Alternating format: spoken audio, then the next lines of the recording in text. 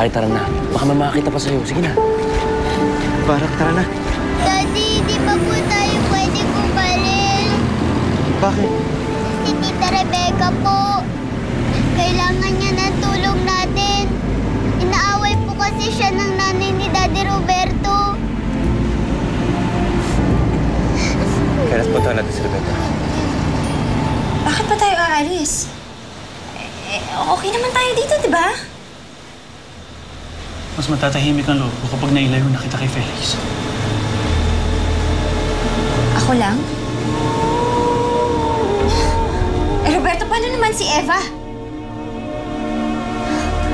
Hindi ako aalis na hindi siya kasama. Sinusuway mo ng kagustuhan ko, Melissa.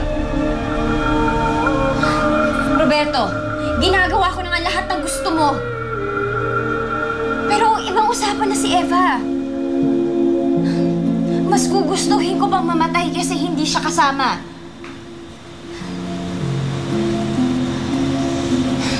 Sinabi mo na mahal mo ako, di ba? Kung mahal mo talaga ako, Roberto, ibigay mo na sa akin si Eva, please.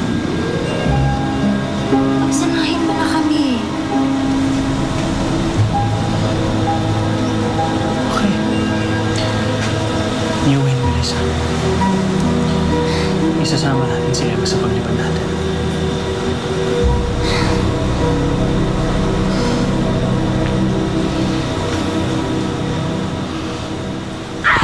Wala na si Eva! Talo ka na! Hindi! Wala na si Eva kaya ikaw! Ang kulong ko! Doon ka na nalapat! Itakot mo ka! Rebecca! Ikaw! Nasaan si Melissa? Saan siya dinala ng hayop mong anak? Kahit na ano pang gawin ninyo, hindi nyo na makikita ang hayop na babaeng yon! Wala na tayo mapapala sa kanya. Halika na, umalis na tayo. Mga hayop kayo! Ah!